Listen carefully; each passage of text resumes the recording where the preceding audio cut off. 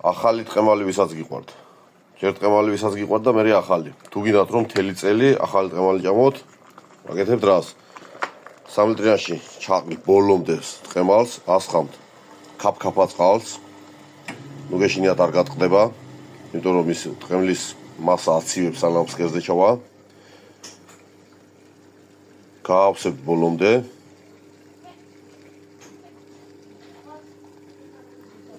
ასე. ქაფქაფა უნდა იყოს წყალი მოკლედ რა. და აფარებთ პლასმასის სახურავს. ახლა პლასმასის რატო?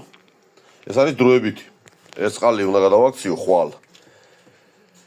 და დავაფარებ შემდეგ უკვე შესანახ კრიშკავს რაც იხუბება. ეხლა ეს ამომატრიალი უნდა ერთ წუთი.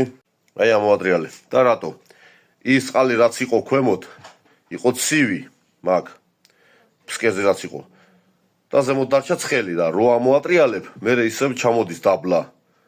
ცივი ზევითადი ცხელი მოკლედ მზავდება რა და სრულ მასას ხდება თანაბრად ცხელი წყალი, რომ სტერილიზაცია მოახდინოს. ეს პირველი წყალი და სიმჟავე და ისინი რომ გაიტანოს და მშავი არ იყოს, ეს უნდა გადააქციო ოღონდ ხვალ. და მე როგორ რა წყალსაც დაასხამ, იმ წყალით შეინახავ. და ბოლოს ადიელას აფარებ, ასე ბევრი რო ერთად სიცხე რო შეინარჩუნოს, ადიელას დააფარებ. რომ დიდხანს იყოს ცხელი რა და გასტერილდება.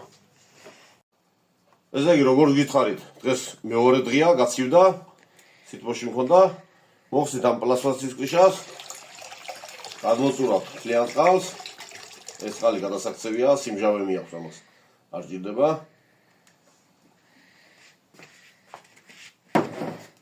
ასე. და ახალად უღებულ წყალს.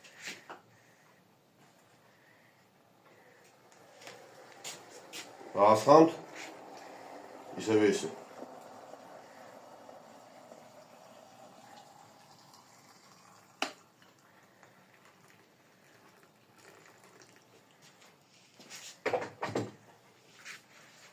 და გასტერილებული ცხელყანში უნდა იყოს სახურავი, მაგ ყველა მისით მოხუპავთ.